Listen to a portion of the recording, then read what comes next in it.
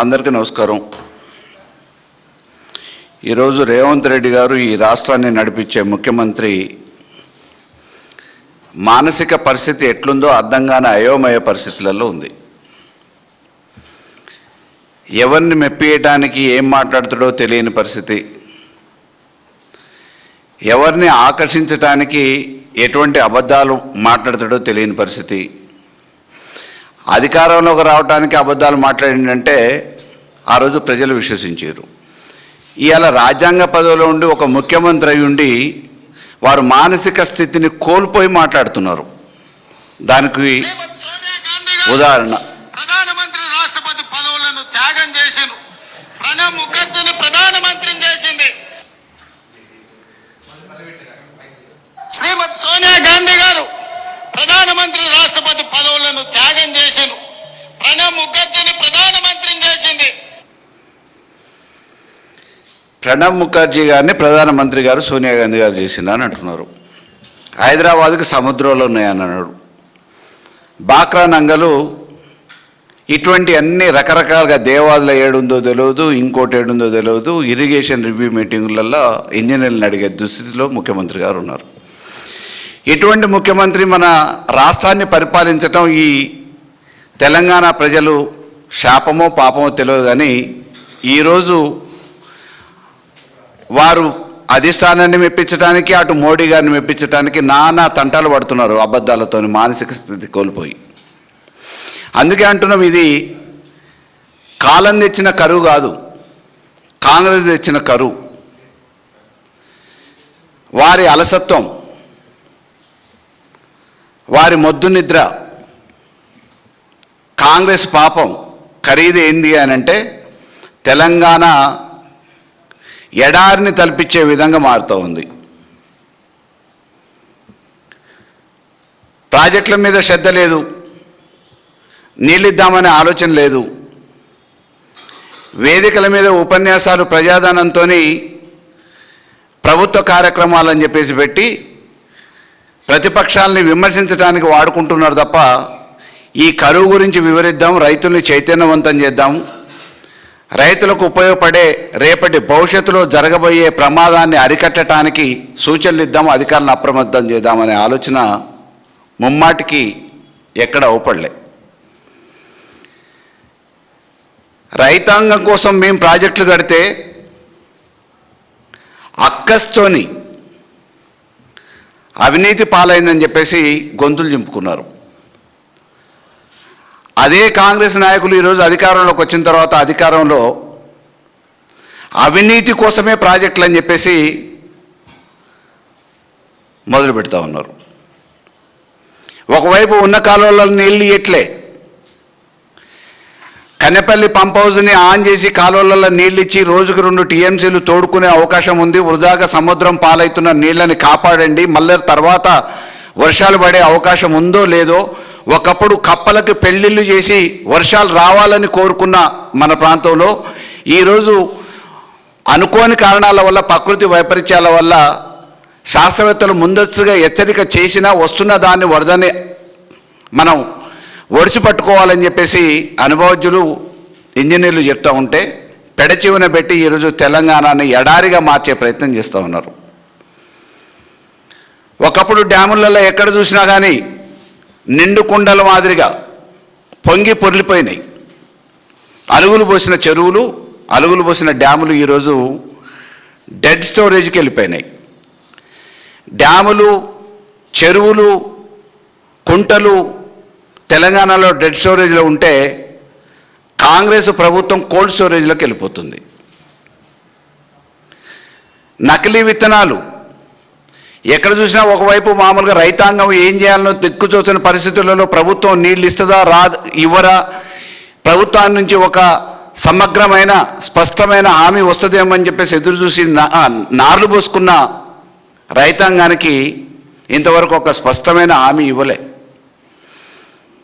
Bore on చేస్తే చాలని నీళ్ళు వస్తున్నాయి, ఆగిపోస్తుంది, బావులు ఎండిపోతున్నాయి. చాలని నీళ్లతో పాటు వచ్చేదాని కరెంటు ఎప్పుడు వస్తుందో ఎప్పుడు పోతుందో తెలియని పాత రోజులు గుర్తొస్తున్నాయి. రైతాంగం బాధల్ని ఈరోజు పట్టించుకోకుండా ఎప్పటికప్పుడు వృధా ప్రసంగాలతోని ప్రజలందరినీ కూడా పక్కదో పట్టించే ప్రయత్నం చేస్తూ ఉన్నారు. ఇవాళ రైతాంగం జీవితంతో ఆడుకుంటున్నారు. రైతు బంధు ఎగ్గొట్టిర్రు, ధాన్యం కొనుగోలు విషయంలో ఫెయిల్ అయ్యారు. అదే రకంగా ఈరోజు కరువుని నివారణ చేయటం విషయంలో ప్రభుత్వ యంత్రాంగాన్ని ముందస్తు నడిపించడంలో, ప్రభుత్వం ముందు జాగ్రత్తలు తీసుకోవటంలో పూర్తిగా విఫలమైంది. ఇప్పుడన్నా కళ్ళు తెరవకపోతే మళ్ళీ అంబల కేంద్రాల పరిస్థితి ఈ తెలంగాణలో వచ్చే పరిస్థితి దాపురించే అవకాశాలు పడుతూ ఉన్నాయి. ఒకప్పుడు నల్గొండ జిల్లాలో 10 ఎకరాలు 20 ఎకరాలు ఉన్న ఆసామి కూడా హైదరాబాద్కి కట్టుబట్టలతో వచ్చి తాపీ మెస్సులుగా కూలీలుగా జీవనం కొనసాగించిన పరిస్థితి 2014 తెలంగాణ రావడానికంటే ముందు. మళ్ళీ ఈయన ఈరోజు చేస్తున్న ఘనకార్యాల వల్ల, ముఖ్యమంత్రి గారు తీసుకుంటున్న నిర్ణయాల వల్ల, అసంబద్ధమైన నిర్ణయాలు, ఆలోచన లేని నిర్ణయాల వల్ల రైతాంగం మళ్ళీ ఇబ్బందులు పడే పరిస్థితి, కరువు కాటకాలు వచ్చే పరిస్థితి ఉంది. పశుగ్రాసం దొరకట్లే, చెరువులు బీడులుగా మారిపోతూ ఉన్నాయి. రేపు కేవలం ఆహార ధాన్యం కొరత రైతు కూలీలకే కాదు, పశువులకు కూడా ఇబ్బంది పడే పరిస్థితి వస్తూ ఉంది. రైతాంగం గురించి పట్టించుకొని గాలి కుదిరేసిన రేవంత్ రెడ్డి గారు ఈరోజు నిరసన వ్యక్తం చేస్తూ ఉన్నాడు. ఏమని? రాహుల్ గాంధీ రక్తం చిందించిండని. పాపం ఇవాళ గుర్తొచ్చింది నీటి విద్యార్థుల భవిష్యత్తు గురించి, పేపర్ లీకేజ్ గురించి ఒక ప్రతిపక్ష నాయకుడిగా నిన్న మామూలుగా ప్రధానమంత్రి ఇంటి దగ్గరకు పోయేసి ధర్నా చేసే విషయాన్ని రాహుల్ గాంధీ గారికి నిన్న గుర్తొచ్చింది. ఒక ప్రతిపక్షంగా స్పందించాల్సిన సమయంలో స్పందించకుండా విద్యార్థులు రోడ్ల మీదకి వచ్చి ఆందోళన చేస్తుంటే పోలీసు వాళ్ళు విచ్చలవిడిగా స్వైర విహారం చేసి తలకాయలు వాళ్ళు కొడితే రక్తం చెందితే తప్పనిసరి పరిస్థితులలో రాహుల్ గాంధీ గారిపై మద్దతు ప్రకటిస్తే రాహుల్ గాంధీ గారి మెప్పు పొందటానికి ఇవాళ రేవంత్ రెడ్డి గారు గుర్తొచ్చింది. కొడంగల్ పోయేసి మాట్లాడుతున్నాడు. ఎవరిని మెప్పియటానికి? ఇన్ని రోజులు ఈ తెలంగాణలో ఉన్న విద్యార్థుల జీవితం ఎప్పుడు గుర్తురాలే రేవంత్ రెడ్డి గారికి? అక్కడ పోయి ప్రణబ్ ముఖర్జీ గారిని ప్రధానమంత్రి చేయటమే కాదు, ఆఖరికి చిన్న స్థాయి చిరు ఉద్యోగులైన బిఎల్ఓల మీద కూడా అసహనాన్ని వ్యక్తం చేస్తున్నాడు. ఆయన రోజు ఎవరినో ఒకరిని తిట్టకపోతే పొద్దుపోయేటట్లేదు, నిద్రపట్టేటట్లేదు.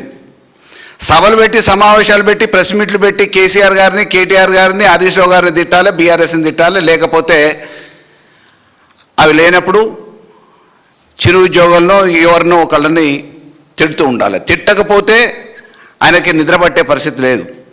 మానసిక పరిస్థితి, ఇటువంటి మానసిక పరిస్థితి ఉన్న రేవంత్ రెడ్డి గారు ఈ రాష్ట్రాన్ని ఏ పరిస్థితికి తీసుకొస్తారో తెలియని అయోమయ పరిస్థితులలో ఈరోజు రాష్ట్ర ప్రజలు, అన్ని వర్గాల వాళ్ళు కూడా విసిగి వేసారిపోతూ ఉన్నారు.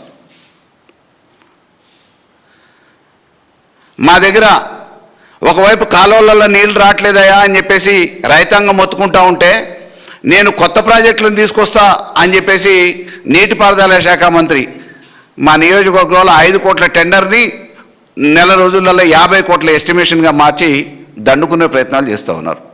వీళ్ళకి అవినీతి మీద ఉన్నంత శ్రద్ధ, అభివృద్ధి ఎట్లాగూ చేయలేరు, ఆ అవగాహన లేదు, అనుభవం లేదు. కనీసం ఇబ్బంది పడుతున్న రైతాంగం మీద, విద్యార్థి లోకం మీద ఎందుకు ఉండట్లేదు అనేది ఈరోజు బీఆర్ఎస్ పార్టీ పక్షాన ప్రశ్నిస్తూ ఉన్నాం. నకిలీ విత్తనాలు, ఇష్టారాజ్యంగా నకిలీ విత్తనాలు తయారవుతూ ఉన్నాయి. అధికారంలోకి రావడానికంటే ముందు పీడీ యాక్ట్లు పెడతా, ఎక్కడికక్కడ కట్టడి చేస్తా, ఇది మాది రైతు రాజ్యం రాబోయేది, మా జరుగుతున్నది ప్రజాపాలన అని చెప్పారు.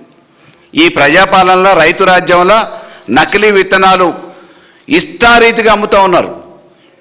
పట్టించుకునే నాదుడు లేడు,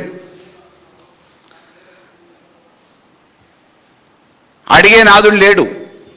ఇంతవరకు రాష్ట్ర వ్యాప్తంగా నకిలీ విత్తనాల మీద ఎక్కడ కూడా ఒక చర్యలు తీసుకున్న దాఖలాలు కాకపోతే, ఎక్కడ చూసినా కానీ వరంగల్, ఆదిలాబాద్ లాంటి జిల్లాలలో నకిలీ విత్తనాలతో ఇబ్బంది పడ్డ రైతాంగం పోలీస్ స్టేషన్లకు పోయి పిటిషన్లు ఇచ్చినా కానీ పట్టించుకునే పరిస్థితి లేదు. అవినీతి పనులను ప్రోత్సహిస్తూ ఉన్నారు, నకిలీ పనులను ప్రోత్సహిస్తూ ఉన్నారు. మతి స్థిమితం లేని మాటలు మాట్లాడుతూ ఉన్నాడు రేవంత్ రెడ్డి గారు. విద్యార్థుల గురించి ఈరోజు రాహుల్ గాంధీకి అక్కడ దెబ్బ తగిలిందని, రక్తం చెందిందని ప్రేమతోని, మమకారంతోని, జాలితోని ఇవాళ నీటి విద్యార్థులు గుర్తుకొచ్చారు. అక్కడ పోయిన తర్వాత మళ్ళీ కేటీఆర్ని దోషిగా చేయడానికో, చిరు ఉద్యోగుల మీద చిందులు వేయటానికో ఆ వేదికను వాడుకుంటూ ఉన్నారు. ఈ ప్రభుత్వంలో రైతాంగానికి మేలు జరుగుతుందనే ఆశ నమ్మకం ఎక్కడ కూడా లేదు. ఒకవైపు నకిలీ విత్తనాలు సరఫరా జరుగుతూ ఉన్నాయి. వచ్చి రాని కరెంటుతోని, ఉండి లేని నీళ్లతోని ఈరోజు వ్యవసాయ రంగాన్ని ఈదలేక రైతులు ఇబ్బంది పడుతున్న ఈ తరుణంలో రైతుని ఆదుకోవటానికి ఒక ప్రణాళిక తయారు చేయాల్సిన అవసరం ఈ ప్రభుత్వానికి ఉంది. పంటలు వేసుకోవాలన్నా వద్దా, వేసుకున్న పంటలు చేతికి వస్తాయా లేవా తెలియని అయోమయ పరిస్థితుల్లో రైతాంగం ఈరోజు ఆలోచిస్తుంది.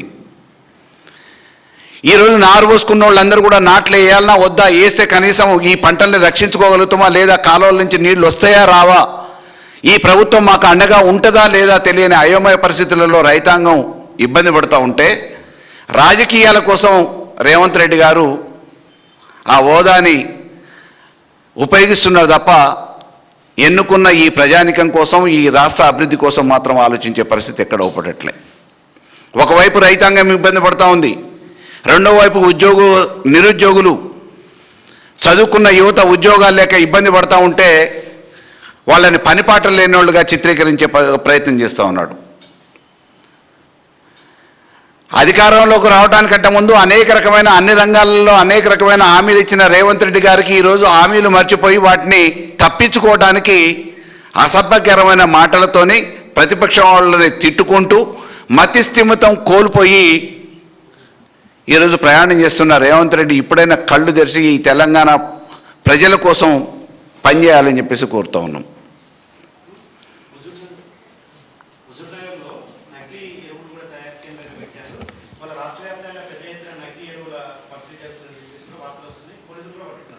హుజూర్నగర్ అన్నిటికీ కేంద్రమే. గతంలో మద్యం కూడా పట్టుబడ్డది, మద్య కేంద్రం తయారైంది. మేళచెరువు మండలం రామాపురంలో మద్యం తయారైన కేంద్రాన్ని కూడా పట్టుకున్నారు, మద్యం కూడా తయారైంది. నకిలీ విత్తనాలు తయారవుతాయి. అదే రకంగా నకిలీకి సంబంధించిన ఏవేవి ఉన్నాయో అన్నిటికీ హుజూర్నగర్ని కేంద్రంగా అడ్డాగా మార్చిండు మా ఉత్తమ్ కుమార్ రెడ్డి గారు. లిఫ్ట్లు ఏవైతే ఉన్నాయో ఆ లిఫ్ట్లు పేరుకు మాత్రం ఆడ తెలుస్తాయి, కానీ తర్వాత పైపులో పడవు, ప్రాజెక్ట్ అవ్వపడదు, నిధులు మాత్రం మంజూరు అవుతాయి. ఎప్పుడో 10 ఏళ్ల క్రితం కట్టిన ఇండ్లు ఇంతవరకు నోచుకోలే పంపిణీ చేయటానికి. నకిలీ అంటేనే care of address Uttam Kumar Reddy, మోసం అంటేనే కేర్ ఆఫ్ ఉత్తమ్ కుమార్ రెడ్డి. అబద్ధాలు, ఆర్భాటాలు, అవినీతితోనే నడుస్తున్న ప్రభుత్వంలో మరి ఒక ప్రధాన శాఖను నిర్వహిస్తున్న ఉత్తమ్ కుమార్ రెడ్డి భాగవతం ఆ చిట్టా ఇప్పితే మామూలుగా 1 పేజీ 2 పేజీతో సరిపోదు, 1 రోజు 2 రోజులతో సరిపోదు. కాబట్టి ఈ సుదీర్ఘ రాజకీయ నేపథ్యంలో నకిలీ విత్తనాలు అవుతున్నాయి, నకిలీ మద్యం తయారవుతుంది, అన్ని బోగస్గానే అంటే నాసీరక పనులతోని. హుజూర్నగర్ కోదాడ నియోజకవర్గాలలో నాసీరక పనులతోనే టెండర్లు, ఏ టెండర్ తీసుకున్నా, ఏ రోడ్డు కాంట్రాక్ట్ తీసుకున్నా 5% ఎక్సెస్ ఉంటుంది.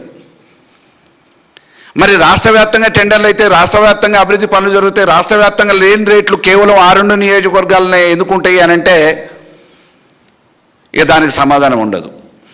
గతంలో హౌసింగ్ శాఖ మంత్రిగా బాధ్యతలు వహించినప్పుడు ఆయన మీద అనేక రకమైన ఆరోపణలు ఉన్నాయి. గృహ నిర్మాణ శాఖ మంత్రిగా ఆయన చేసిన అవినీతి భాగవతం పుంకాను పుంకాలుగా పేపర్లలో వచ్చినాయి, ప్రజలు చర్చించుకున్నారు. ఈరోజు మళ్ళీ తర్వాత నీటిపారుదల శాఖ మంత్రిగా, పౌర సరఫరాల శాఖ మంత్రిగా బాధ్యతలు వహిస్తున్నాడు. రాష్ట్రంలో కీలకమైన పదవులలో ఆ రెండిట్లలో పౌర సరఫరాల శాఖగా మంత్రిగా అధికారంలోకి వచ్చిన నెల రోజులలోనే 1000 కోట్ల కుంభకోణం జరిగింది. అది పేపర్లలో వచ్చింది తాటికాయంత అక్షరాలతోనే. బీజేపీ నాయకుడు మహేష్ రెడ్డి గారు అసెంబ్లీలో మాట్లాడిండు, మరుసటి రోజు మౌనం వహించిండు.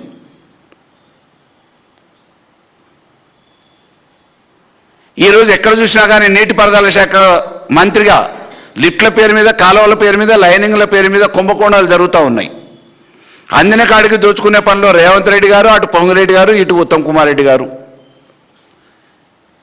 త్రిమూర్తులు ఈ రాష్ట్రాన్ని ధ్వంసం చేసే పనిలో ఉన్నారు. తెలంగాణ విధ్వంసం కాకుండా ఉండాలంటే ఈరోజు యువతరం మేల్కోవాలని చెప్పేసి విజ్ఞప్తి చేస్తూ ఉన్నా. జై తెలంగాణ.